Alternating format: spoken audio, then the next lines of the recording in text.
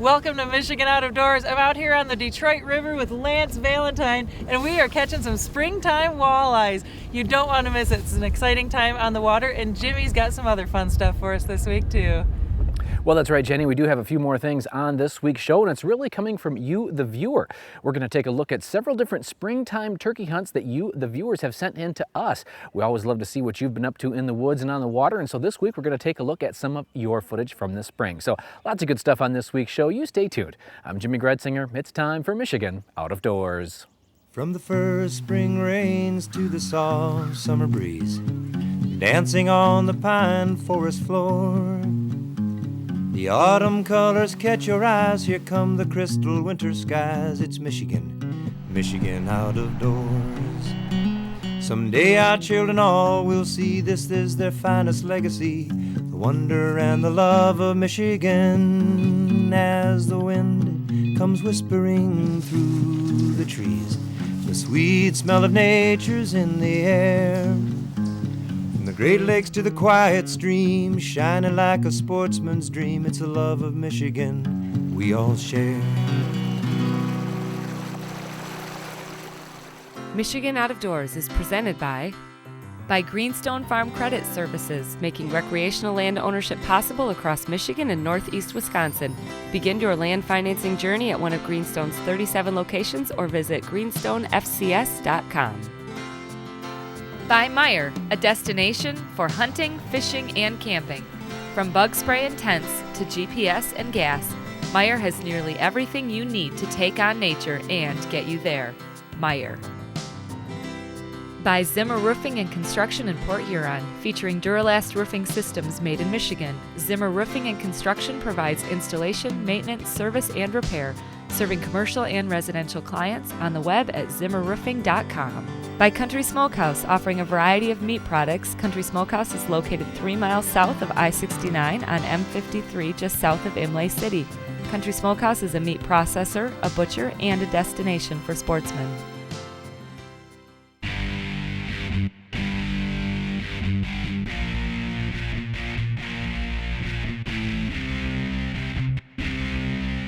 Detroit River walleye fishing in the springtime is a popular cure for cabin fever. I snuck down for a visit with Lance Valentine to hit the water and get a little refresher course from Mr. Walleye 101 himself. Hi, Jen.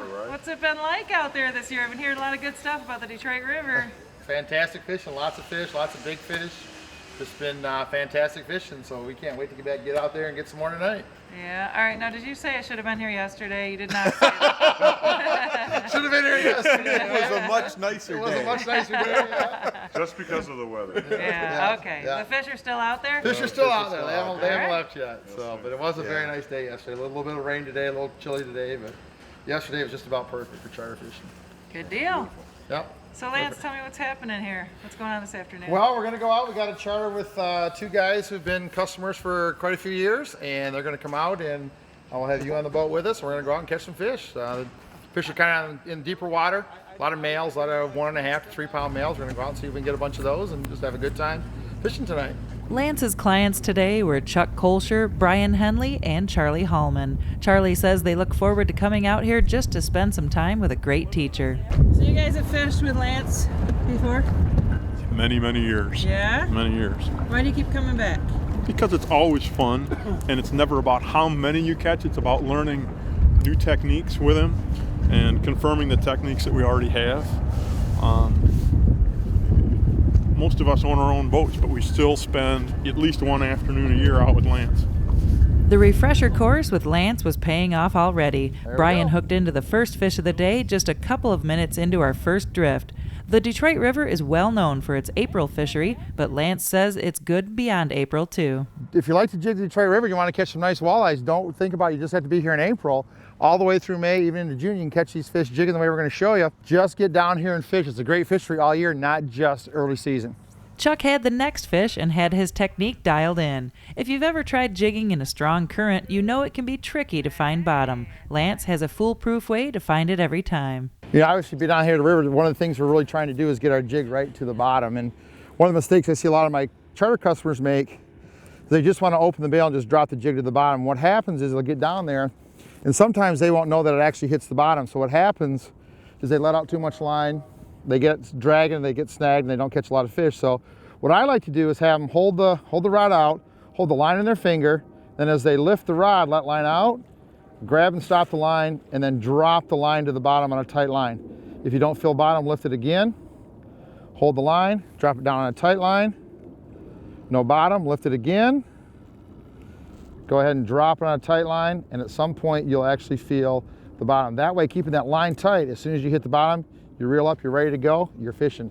You're not dragging your lure, you're not losing bottom contact, you're ready to go to get jigging, stay on the bottom, but you don't want to drag. Letting that line down the first time you get to a spot, let it down on a tight line, really makes it easier to do, more efficient, and keeps you from getting snagged. Brian seemed to have the magic touch today and was hooking fish every time we turned around. Once Lance finds the fish and drifts through a spot, he'll continue picking up, motoring back upstream, and drifting through to hit it again. He has a great piece of advice for anglers who are looking to try it out here for the first time.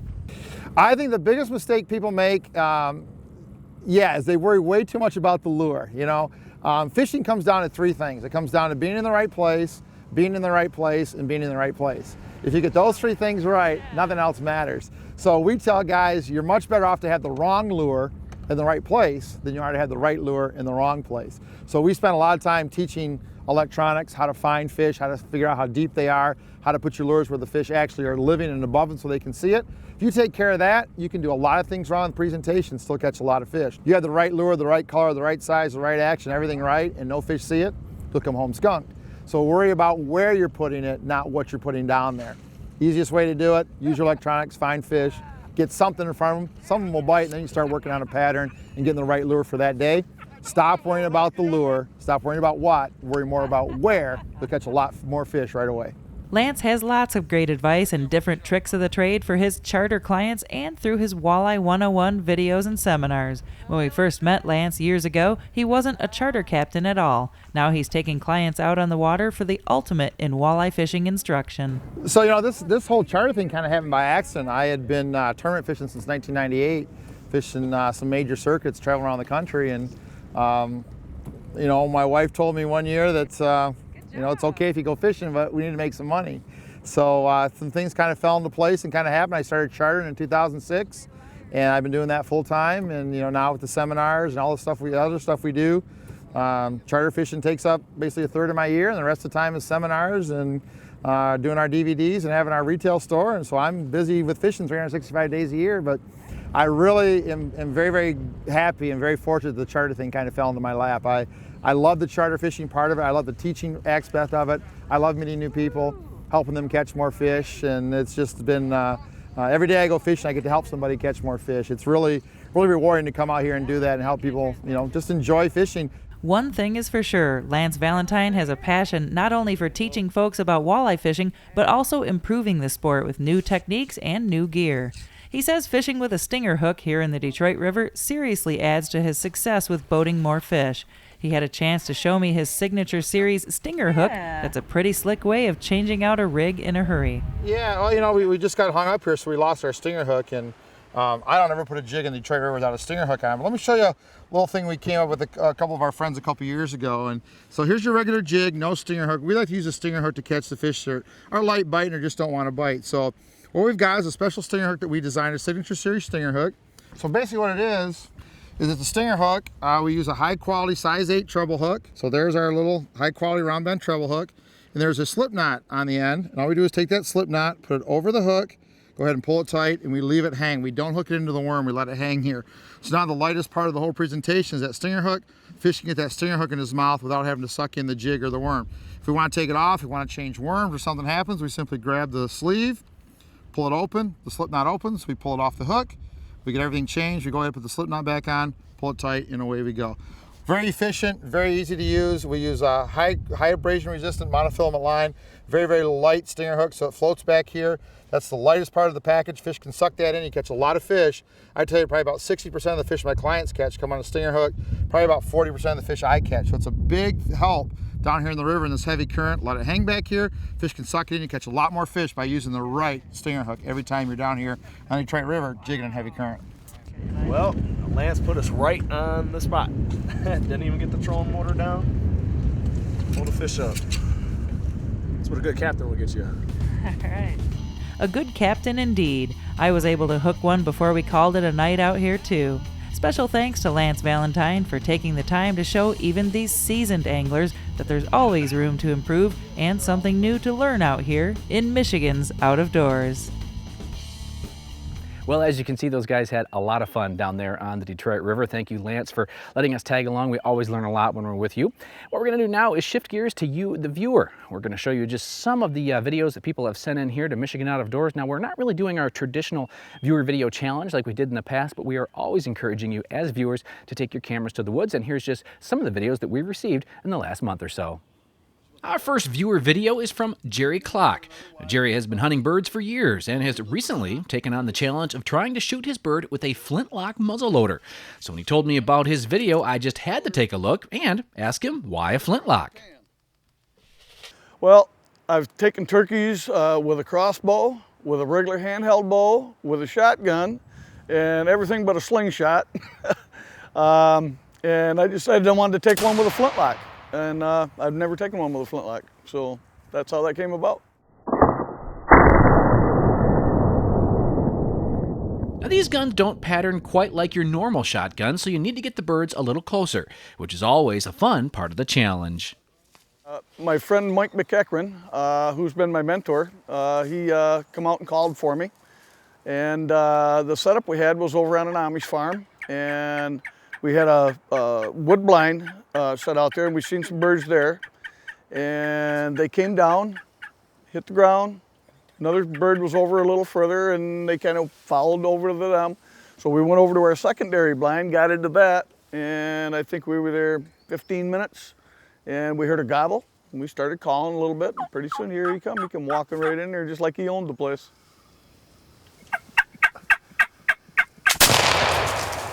Did I get him? No. How did I miss him? What just happened? I missed, I think.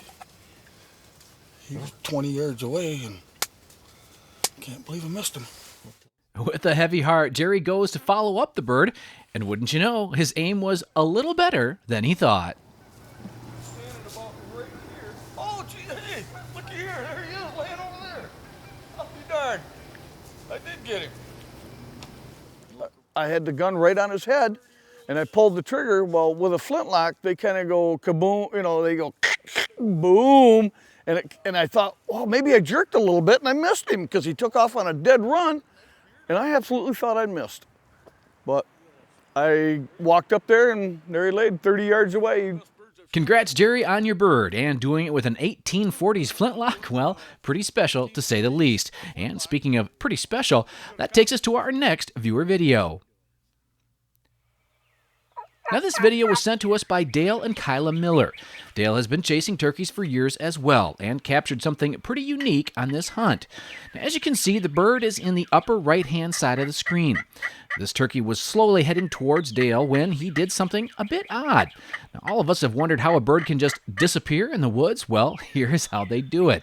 This bird must have seen the other longbeard behind him, and for whatever reason, he wanted to hide, and so he did. By laying flat on the ground and hunkering down, this bird simply drops out of sight. A minute or so later, coming behind him was a very nice tom. I guess that was the dominant bird in the area, and once that bird had passed, this tom, hiding in the grass, was up and out of there. Kind of neat, the things you see while in the woods with camera in hand. Thanks to the Millers for this piece of video. Now we head above the bridge for a turkey hunt from the Upper Peninsula. Steve Gorman sent us this video of a perfect spring morning near Iron River. Steve and his boys have been coming up and hunting with Tom Gorman for years on their annual UP adventure. So this morning, Steve had his dad and his two sons, Nick and Sam, along. 3 generations all out enjoying a great spring morning. Early on, the crew had spotted a nice tom, and fortunately for the guys, the hens that were with that tom, well, they didn't like these decoys and they were headed straight for him, which of course meant that most likely the big tom wouldn't be too far behind. So just sit back and take a look at what 3 generations got to watch on a crisp UP spring morning.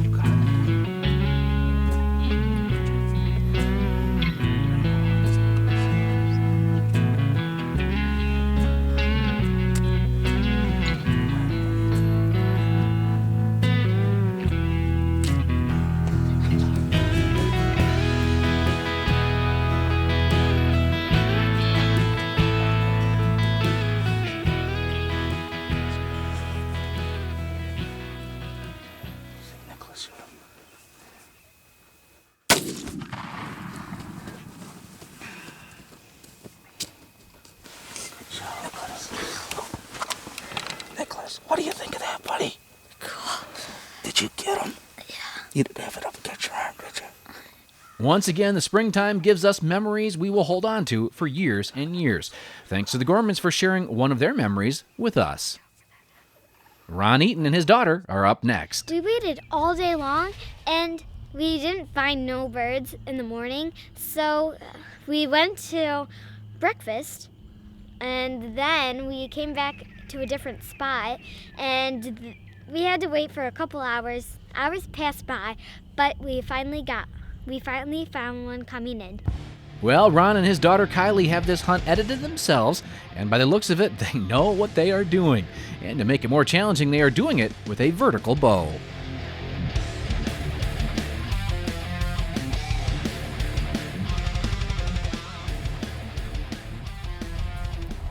Okay, when the turkey came in, my eyes were like so big, and then I kept on pulling back, but then I didn't get on it, so I kept on letting down and pulling back and letting down, but finally I got on it, and then I pulled the trigger.